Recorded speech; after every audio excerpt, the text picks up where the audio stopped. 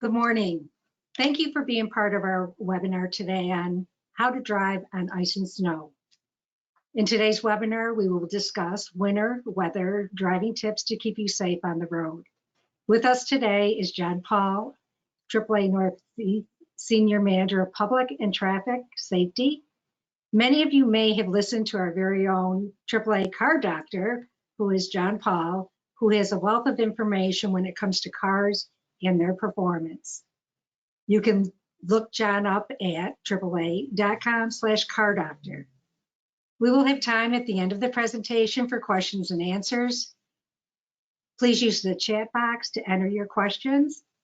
And it's just going to be a Q&A going through. So sit back, relax, and enjoy and take away these tips. John, my first question is how to prepare your vehicle for a mechanical aspect.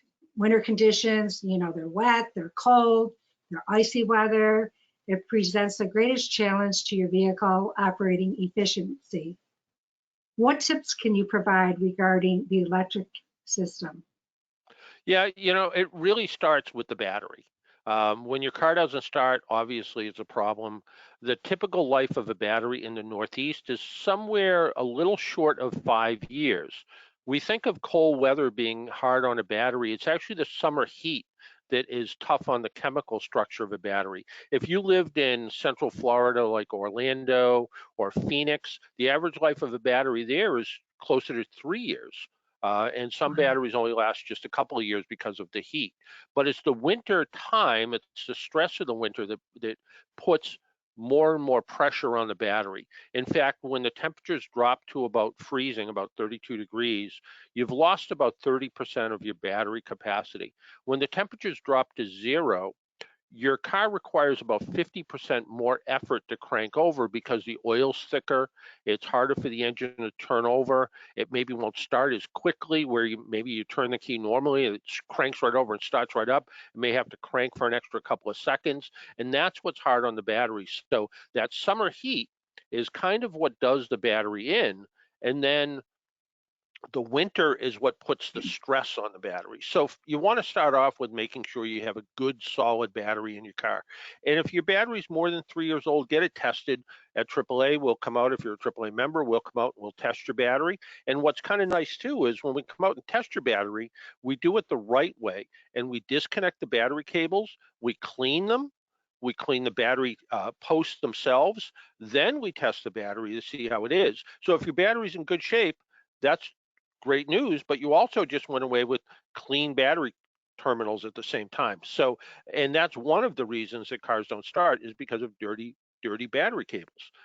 The other thing is, if you get out in your car and you start it in the morning and you hear sort of a whistling sound when the car first starts up, that could be the belt that turns the alternator. The alternator is the generator that charges the battery up, and that belt, if it's slipping, means that car's not going to charge up the battery properly. So you want to make sure the battery's working properly, you want to make sure the charging system's working properly, and you want to make sure the starter's working okay.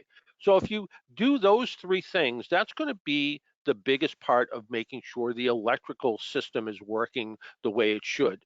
Now, as part of that, if you happen to see something like a check engine light on or an alternator light on or a generator light on, all those are things that potentially could cause other issues with the vehicle. But if you start out with a good battery, that's going to help a lot. In fact, in the wintertime, probably definitely with the exception of towing, battery services is our number 2 call. So people call for tows because they don't know what's wrong with their car. The next group of calls we get is all about batteries. So if you can eliminate the battery issue in your vehicle, you're less likely to have to call for emergency help. That's a great point, John. And also, after they clean and they test, if you need a new battery, AAA has them right there in their trucks, and they can replace them for you. That's right. Again, and our batteries are a high quality battery. They have a 3-year 100% warranty, and it's a 6-year prorated battery. And if you're a do-it-yourselfer, our batteries are now being kept in stock at Napa Auto Parts stores, where AAA members also get a discount. Perfect, great. All right. How about the vehicle's brake system? How does that impact your driving during winter conditions? Well, let's kind of talk about a whole group of things together. Let's think about, for instance, the brake system on your car. Well, your brakes are only going to be as good as your tires in this case. So you can have good brakes on your car, but if you have worn tires, your car's not going to stop properly. So you want to make sure you have, first off, make sure your brakes are good. And we talk about October being car care month. And what that really means is when October rolls around, that's a perfect time to bring your car in and have kind of an overall inspection of the vehicle. That way they can check all the vital fluids, they can look at the brakes, they can look at the tires, give the car a good once over and see what kind of condition the car's in.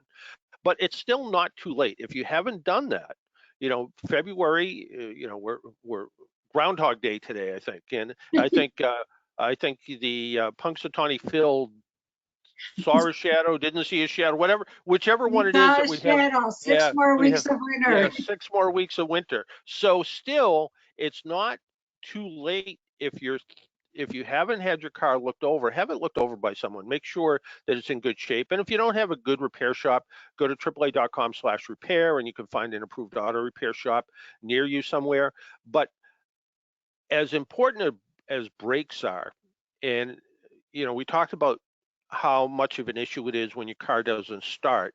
Well, when your car doesn't start, it's disappointing. When it doesn't stop, well, that can be a real serious issue and potentially a real serious tragedy at the same time. So you're as good as brakes are, you want to make sure your brakes are good. If you have a brake light that's on or an anti-lock brake light that's on, uh, some sort of warning, the brake pedal feels mushy, the car just doesn't seem to stop the way it should, bring the car in as soon as possible to have the brakes checked. At the same time, have the tires checked, because what happens is a tire that is about 50% worn, so still perfectly safe, perfectly legal, is going to take about 50 or 60 feet more to stop from 60 miles an hour in wet weather than a tire that's fairly new. So if your tires are down to say 430 seconds of tread, which if you don't have a fancy ruler, uh, in just about every state, a tire is considered worn out when it's down to 230 seconds of tread. That's the distance between the edge of a penny and the top of Lincoln's head. Um, what we like to say at AAA is take a quarter and take that quarter and measure the tread. If the tread doesn't come up to at least Washington's head, it's time for new tires. And we didn't say go to a quarter because of inflation. It isn't because a quarter is worth a penny now. It's because it's an easy measuring tool.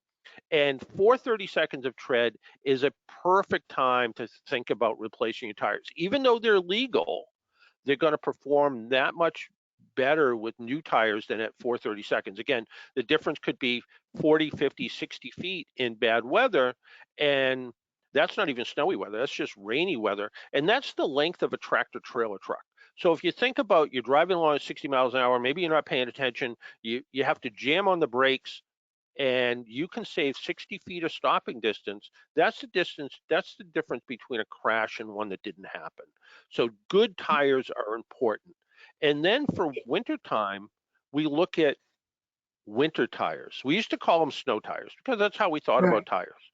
But now we right. call them winter tires because winter tires, the rubber compound is made in such a way that it works that much better in cold weather. What happens to conventional tires? And most of us have all season tires on their car. Right. You look at your car and it has all season tires on it. And you think, well, they're all season tires. They're good for winter, they're good for summer. Well, let's go back to Orlando, Florida, or Phoenix, Arizona. That same all-season tire is sold there as it is in New York or Massachusetts or Rhode Island or Connecticut. So it has to be a compromise. It's not going to be the perfect tire for all seasons. It's going to be a compromise tire. So for most of us, an all-season tire will be okay. But if you like to ski, your job requires that you're out before the snow plows are out. Um, you have to be, there when people need you. I got a email from a doctor the other day that said, proactively, does it make sense for me to change the battery in my car every couple of years just so I know my car will start? And I said, change the battery in your car and get winter tires, because those winter tires are going to work in ice. They're going to work in very cold temperatures. They're going to stick to the road better, and they're going to give you that winter traction you need. And today's winter tires, if you're old enough to remember old winter tires from years ago, they were noisy. They reduced your gas Yes, they mileage. were. Today's winter tires work really, really well. They're quiet. There's some great brands out there. Bridgestone has the Blizzak. Michelin has the Cross Climate 2. They just work really well, and they'll do a really good job, and they'll give you that necessary traction you need if you need to be out when it's snowy out. And sometimes when it comes to winter weather, the smartest thing to do is just stay home. That's not always possible, but it was unbelievable when the cold weather went below the 32. And I know the tires play an important role, but when the temperatures first started to get colder, my tire air pressure light came on. What tips regarding the importance of tires with that? And it was funny because I came in to work and I said, my lights just came on. Someone else brought up the same thing. My husband even said, my lights are on. Yeah, it's kind of funny. It's a little bit about physics. You should always inflate your tires to whatever the proper inflation pressure is. If you open up the driver's door, there's usually a placard that tells you how much air to put in the tires. And we'll just use an example of maybe 32 pounds in the front and 31 in the back. Well, you should inflate those tires to whatever that is year round. So cold weather, warm weather, it doesn't matter. And in the winter time, for every 10-degree drop in temperature, you lose almost a pound of air pressure. So if the last time you checked your tire pressure was on a 70-degree day, and all of a sudden it's a 20-degree day, you've lost about 5 pounds of air. Now, under normal circumstances, any good tire will lose about 1 pound of air per month. So maybe the last time you looked at your tire pressure was in August or September, and now it's been 5 months, so you're maybe 5 pounds low. The temperature dropped, you lost another 5 pounds. Now all of a sudden your 32 pounds of air is 22 pounds of air, and that's why your tire pressure light came on, because usually it takes about 5 or 6 pounds of air for the tire pressure light to come on. And the other thing is, depending on the type of car, we have 2 cars in our family. One is a Volkswagen and one is a Hyundai. The Hyundai uses something called direct monitor tire pressure system. So what it does is a little transmitter in each wheel, and it says how much air is in each tire. The Volkswagen doesn't do that. The Volkswagen just looks at tire pressure, and it will let you know if one tire is lower than the rest, but it won't particularly tell you which one it is. And if in that situation, all the tires kind of lose air pressure together, so your tires all of a sudden went from 32 pounds to 28 pounds to 24 pounds, and it did it nice and gradually, the tire pressure light won't come on, because all it knows is all 4 tires seem to be rolling exactly the same. So it's great if there's a puncture in one tire, but it doesn't make up for tire maintenance. So once a month or so, it's best to go out and check your tire pressure and use a tire pressure gauge, because even some of the onboard systems that tell you how much air is in each tire sometimes get a little inaccurate with cold weather. And you don't have to worry about if you air up your tires at 32 degrees and you're like, well, when it's 70 out, am I going to have to let air out? Because it doesn't work that way. The physics says that tire pressure, Yeah, I would have thought that. tire pressure will go down when it gets colder, but it won't go up when it gets hotter. What does happen though, say for instance, you have a low tire that only has 25 pounds of air in it, and you're going on a 500-mile trip. So you're driving from Boston to Washington, D.C. As you're driving, the molecules of air are bouncing around inside that tire that has low tire pressure, and it's actually going to go way up. It's going to go up. You may end up, if you checked it at the end of your 500-mile trip, you may end up with 45 or 50 pounds of air in that tire that was low to start off with. Where a properly inflated tire, you put 32 pounds of air in that tire, and you drive 500 miles, and maybe at the end of 500 miles, there's only 33 pounds of air in the tire because the molecules don't bounce around, they don't generate heat, and the tires stay properly inflated. So year round, whether it's cold weather or hot weather, you need to check the tire pressure, make sure they're properly inflated, and properly inflated tires will last longer, they'll give you better gas mileage, and they'll give you better traction. Great information. Now we're down to the heating and cooling system. I know that you had mentioned, and in something that I read recently, that this also plays an important role. Well, besides keeping you comfortable in your car, nobody wants to be in a cold car. It's important to make sure the heater works properly because you need your heater to defrost the windshield and defog the windshield. So normally what we would say is, make sure in the cold weather that you have your, heater on and your defroster on. Also, depending on the temperature, you might want to turn the air conditioner on too, because the air conditioner is going to dehumidify the inside of the car. And if you've ever been in a car that the inside of the windshield gets moisture buildup on it, or yes, even in the worst case, you get moisture buildup on the inside of it, you get out in the morning and you have frost on the inside of the window, and you're like, what's this all about? Well, when you're getting in and out of a snowy car, you're dragging snow in and out of the car, that snow heats up, moisture builds up inside the car. So by running the air conditioner, it's going to help dehumidify the inside of the car and get some of that moisture out too. That'd be also a good excuse to shake out those mats and get any snow off of them and kind of let them dry out a little bit. But making sure the heat works properly. And as part of that, you also want to have the engine coolant, the antifreeze checked. And they'll look at the radiator, they'll look at the engine thermostat. The thermostat's the thing that controls the temperature of the engine. And they'll also look at the heating system, make sure it's working okay. But importantly is to make sure that the antifreeze is protected to, for most of us, down to about 35 below zero. In fact, in most cars, if you mix 50% antifreeze with 50% water, you'll be able to protect an engine to minus 34 degrees.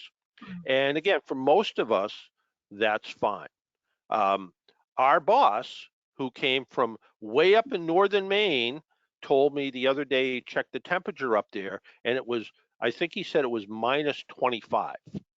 So that's cold. I don't care how you look at it. But still, that 50-50 mixture would protect that engine to minus 34. If you're somebody who does live up in really, really cold territory, if you're watching this and you live where it gets minus 50 degrees, then you want to use a mixture of 75% engine coolant and 25% water. You don't want to go 100% engine coolant because then it kind of turns into sort of a gel, but 75% antifreeze, 25% water will protect the engine to typically somewhere around 50 below zero.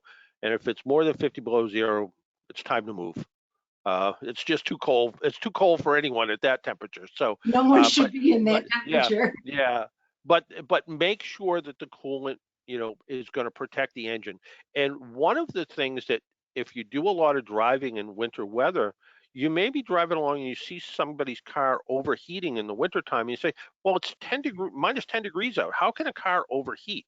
Well, what can happen is if you don't have enough coolant in there, you don't have enough antifreeze in there, what you have in the radiator will tend to freeze, and it stops the water from circulating in the engine, and the engine will actually overheat. So it's critically important to make sure engine coolant gets checked, and if it's dirty or it shows signs of acidity, it's time to replace it and flush it out and get new engine coolant put in. Maybe at the same time replace the engine thermostat so you can be comfortable, and most importantly, the defroster, which is a safety system in the car, is working the way it should. Great information. I know you've also mentioned windshield wipers are very important. Again, the washer fluid itself, the glass, and the vehicle exterior are important key points as well. Yeah, absolutely. You want to make sure that you have good windshield wiper blades on your car, and you can get something called all-weather or winter wiper blades. And if you've ever been driving along and you look at your windshield wiper blades and you think of like the fingers of the blade that hold the rubber insert in place, and snow and ice builds up in those fingers, and all of a sudden now the windshield wiper is actually moving away from away from the windshield, and you might be one of those people that puts down the driver's side window, and when the windshield wiper comes over to the left side, you try to smack it with your hand and knock the ice off of it. So Patty, you're one of those people apparently, and a lot of people are. If you switch to an all-weather or a winter wiper blade, that's less likely to happen. The all-weather blades might be a beam style blade, so kind of one piece. They might be a wiper blade with like a plastic housing made over them that protects the little inner workings of the blade, or they might be covered with like a rubber membrane that covers the whole blade. Either way, they're going to help prevent that snow and ice from building up. And you mentioned windshield washer fluid. Be a little bit cautious of windshield washer fluid. Most of what we see that's sold in the Northeast is good to 20 below zero. But I was talking to someone just the other day who spent some time down in, I think it was Louisiana maybe, and they filled up their windshield washer when they were down there. And they got home, and they lived there, they actually lived in New York, and they got home, and their windshield washer had turned to slush. Well, because the windshield washer that's sold in warm weather states might only protect to zero, or maybe even 20 above. It's because it's basically water, soap, and not as much alcohol in it. So it does a pretty good job cleaning the windshield, but it doesn't protect against freezing. The other thing I've seen in some stores is windshield washer fluid that they call it summer fluid. Well, you have to look and make sure it's good to 20 below zero.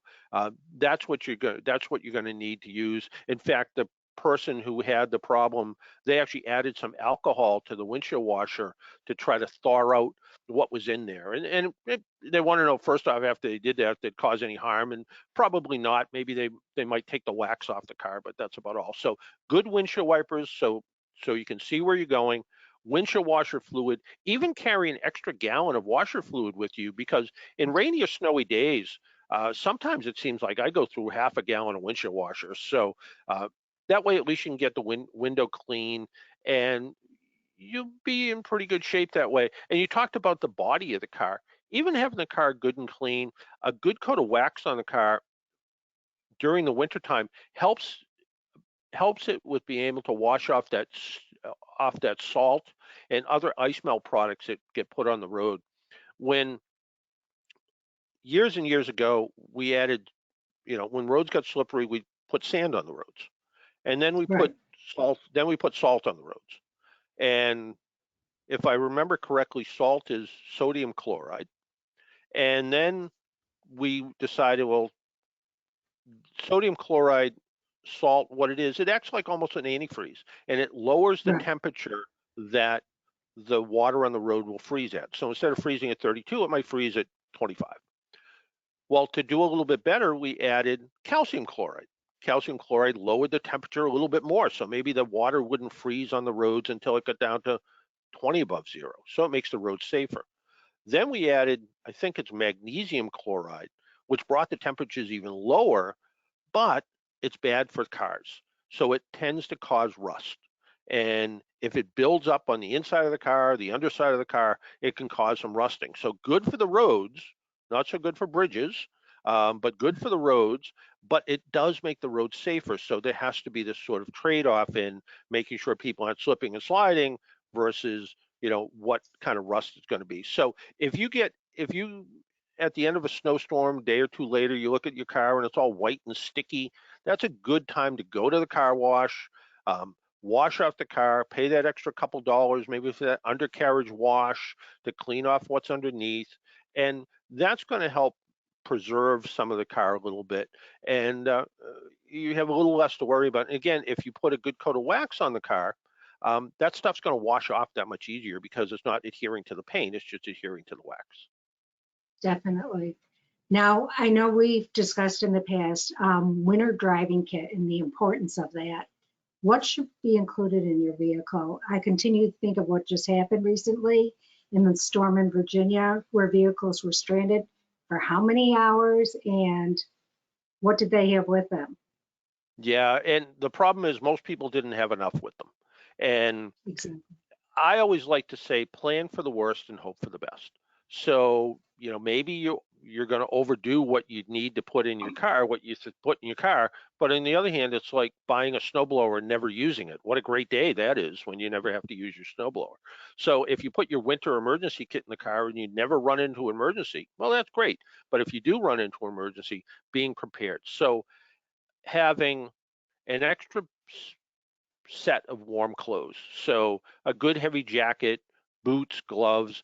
Too often we think we're just going to run out for a few minutes and we don't dress appropriately. And all of a sudden we're stuck in our car.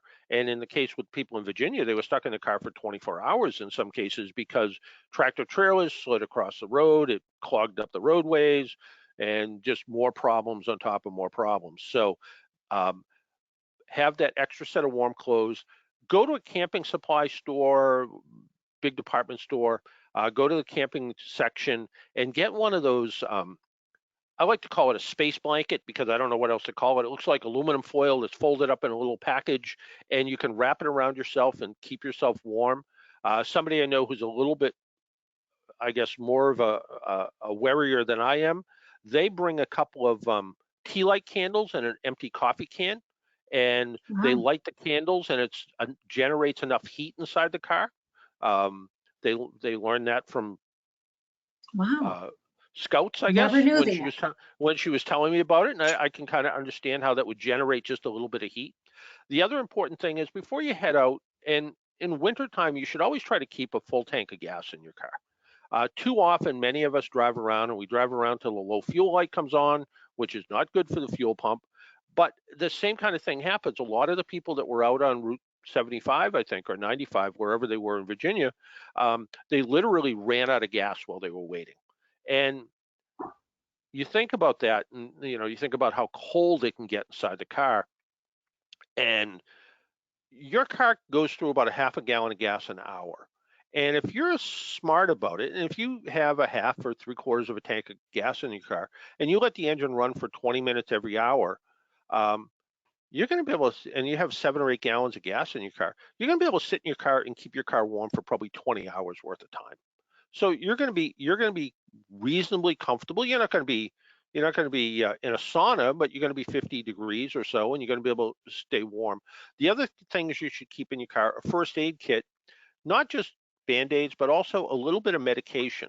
So if you're somebody who's needs to take medication on a daily basis and it's important to your health, having that medication in your first aid kit is important. If you're a diabetic, for instance, and you need insulin, you want to make sure that you bring that with you because something could happen and you're going to be stuck in your car. So warm clothes, first aid kit, something to drink to stay hydrated. Sports drinks don't tend to freeze like water does, so maybe some sports drink, something to eat. I'm always hungry, so the idea of bringing some kind of snack or healthy, some sort of healthy snack that's going to replace a meal sort of thing is a good idea. So at least you're gonna be somewhat satisfied. It's not going to be like having a piece of chocolate cake, but it's going to be enough where you're going to not feel so hungry. The other thing is make sure you bring a cell phone charger. Too often when we get stuck somewhere, we spend our time playing on our phone. And then all of a sudden our phone goes dead. And then when we really need it, it's dead. A tip I just learned today was if you're stuck somewhere, change your outgoing message on your phone to say where you are. So if someone calls looking for you, you could say, hey, my car broke down at mile marker 52, and that's where I am. Please send emergency services or something. So that's one of those things that can really. So That is if a you, great tip, John, because listening to the news and all the people that were interviewed after being stuck for 24 hours, that's what they were saying. A, they didn't have the water. They were hungry. Their cell phone battery died. So on, and they didn't have enough gas. So those tips are just so important. I was always taught that in the winter, never let your car go below a half a tank. yeah, and that's absolutely true still to this day because when your gas tank is nearly empty, condensation forms on the inside of the gas tank because of temperature changes. Just like if you've ever, come out in the morning and you see dew on your car, well, it's because of the temperature changes. Same thing happens inside your tank. That moisture that builds up inside the gas tank can actually freeze, and those ice droplets fall into the gas, and it can actually cause gas line freeze up, where all of a sudden the car will act like it runs out of gas, even though there's a little bit of gas left in the car. So by having more than a half a tank of gas, you're going to be much safer on the road. And again, if you get stuck in traffic for a long period of time, and I'm old enough to remember the blizzard of '78, where people were stuck in traffic for a couple of days, Yes. the idea of having a half or three-quarters of a tank of gas is going to get you going. And if you're somebody who drives an electric car and you're thinking, or you're considering an electric car, well, what's going to happen if I run out of electricity? Well, an electric car, when it's fully charged, can probably keep you warm for about 20 hours as well. So, so Wow. people that have these concerns about, the future of a whole bunch of electric cars being stuck on the side of the road, maybe a little bit of an exaggeration. It's good to know. um, Again, I know, and I experience this daily, especially living in upstate New York, and we've had the freezing temperatures, and we have bursts of snow almost every day. All of a sudden you look out, it's a blue sky, 20 minutes later it could be cloudy and snow coming down. The importance of brushing off the snow from your vehicle. I know I take a lot of the highways into work, and it just drives me nuts when someone in front of me and their whole roof of their car and the snow comes barreling down Right. on my vehicle, and then I'm completely blinded. Yeah, no, it's so important. And that's where something like a good long handle snow brush or some sort of snow pusher broom type thing. The one that I always use is, it looks like a piece of styrofoam attached to a broom handle, and you literally Yes. just drop it in the snow and drag the snow off the car. And if you're driving an SUV that's up a little bit higher, you can still easily push and pull the snow off the car, and you can clean all the car off. And you want to make sure you clean the roof and the hood and the lights and the license plates, and you want to get the car as clean as possible. Um, I just posted a picture on my personal Facebook page of somebody who was driving with 2 feet of snow on the roof of their car, and they only cleaned half of the back window.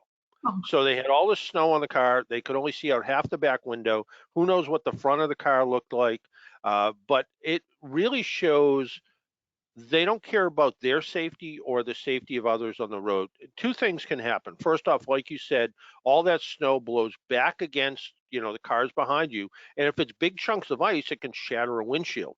The other thing that can happen is if you have, 2 feet of snow on the roof of your car, as your car starts to warm up, that snow is going to start to thaw. The first time you step on the brakes, it's going to slide to the front of the car. It's going to cover your windshield so you can't see where you're going. The most natural response is to reach for the windshield wipers, turn on the windshield wipers. Well, when you turn on the windshield wipers, maybe it can move some of the snow, but usually what happens is the windshield wipers can't handle that heavy snow load. If you're lucky, you just burned out a fuse. If you're unlucky, you burned out the windshield wiper motor or broke what's called the wiper transmission. And if that's the case, you could spend $500, $600, $800 to get the car repaired because you were too lazy to clean the snow off the car. And in many locations now, if you don't clean the snow off your car, it's $100 fine. So be considerate of the people around you. Be worried about getting the ticket as well, but be more considerate and just clean all the snow off your car. At AAA, for years and years and years, we have always said, see and be seen.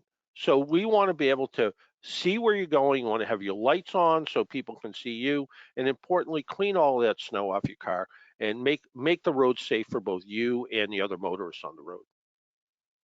thank you, John. We're down to steering your vehicle. Are there emergency steering methods like braking your vehicle, braking with anti-lock brakes versus braking with the ABC or ABS? What can you tell us about that? You can tell I know a lot about brakes. Yeah. um, the the important part of driving, and most of us learned about when we're driving, we probably were taught steer in the direction of the skid. And nobody knows what that means.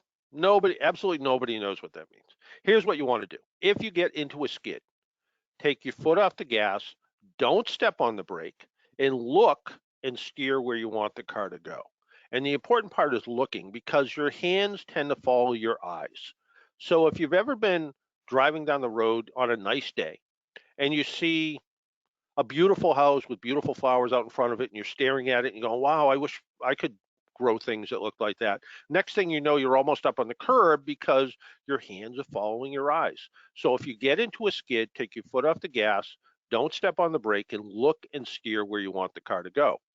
Now, if you're traveling along and you have to jam on the brakes immediately, almost every car that I can think of since probably 2007 has anti-lock brakes. And if you think about anti-lock brakes, ABS, anti-lock brake system is what that stands for.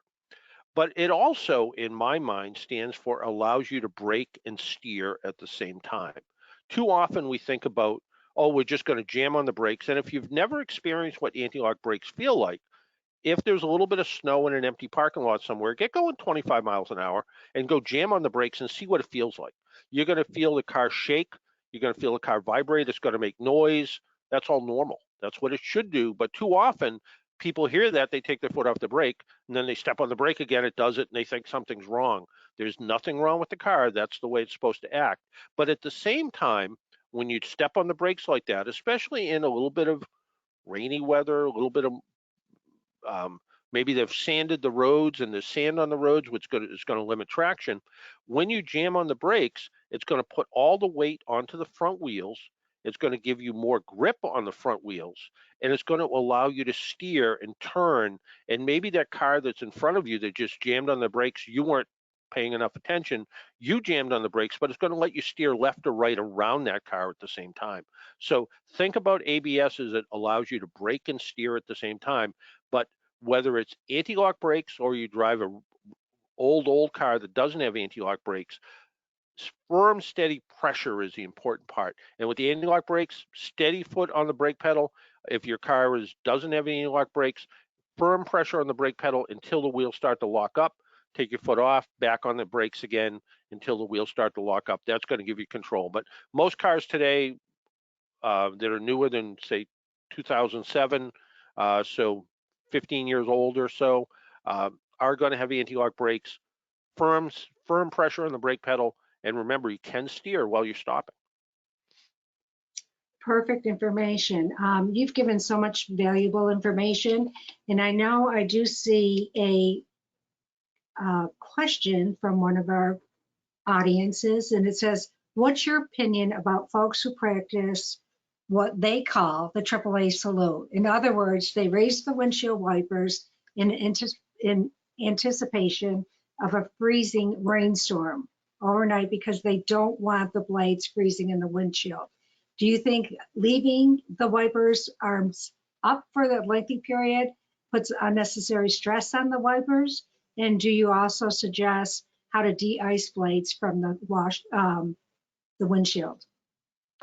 This is almost as much controversy as I don't know who's going to win the Super Bowl, I guess.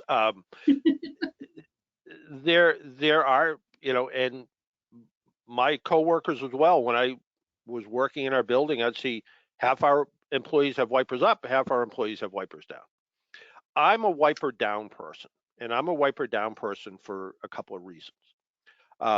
I do think that putting the wipers up puts a little bit of stress on the springs that hold the wipers against the windshield.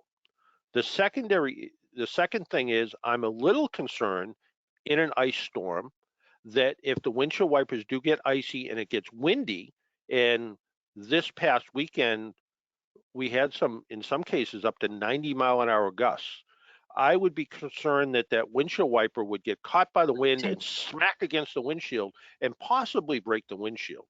The third thing is I've driven probably 1,200 different makes and models of cars in my lifetime. And I've never seen an owner's manual that says in winter weather, put your wipers in what's referred to as the service position, which is where you lift the wiper up so you can change the wiper blade. So I've never seen that direction anywhere. So for those reasons, I tend to leave the wipers down. Now, the person who asked the question is right that sometimes wipers will freeze in the windshield. So it's important before you shut the car off. So you say you're driving in the rain or the snow, you want to make sure that before you shut the car off for the end of the night, that you've shut the wipers off. Because if you just pull into your driveway and shut the car off, the wipers haven't gone into their natural park position. So when you get out in the morning, if the wipers are frozen to the windshield, you're going to start the car and they're going to try to work because they haven't shut off and gone to their normal place where they rest. So first off, make sure the wipers are in their normal off position before you shut the car off. Then in the morning, when you go to start the car, running the defroster on high for a few minutes is usually just enough to loosen up the frozen ice on the wiper blades. So you'll be fine. I don't recommend going out there with a hot, steamy, tea kettle full of hot water to thaw out your windshield wipers because you're likely to break the windshield when you do that. So gently sort of pry and chip away at the ice that's holding the wiper blades to the windshield. The other thing you can do is you can cover the windshield with there are these kind of dedicated covers that go over the windshield and kind of you can wrap it around the inside of the doors and close the door. You can do it with an old blanket if you want. And then you can just sort of peel it off the car in the morning. The problem is you have to figure out what to do with this wet, snowy blanket afterwards.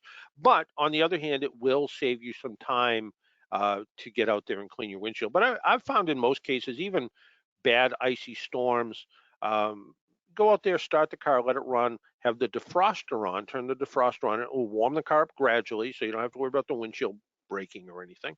And that's enough. And then get there and kind of slowly chip away at the ice, and you'll be in good shape. Or you can do what some people do: put the wipers in the up position. I think the wiper up position is a weird cult. I don't know. Okay, thank you, John, for sharing all these wonderful and useful tips on how to drive on ice and snow. Again, it's been very informative. I learned a lot and I've been reading up on it, so I can't thank you enough. I would also like to thank Janet Brown, Shawnee, and Alec, my coworkers, who made this webinar possible. And thank you to our viewers for taking the time out of your busy day to listen in. Please, everyone, be safe out there. Keep all these safety tips in mind when traveling in winter conditions. And from AAA Northeast, I'm Patty Artissa, and I'm the Regional Director of AAA Northeast Public and Government Affairs. Have a wonderful day, guys.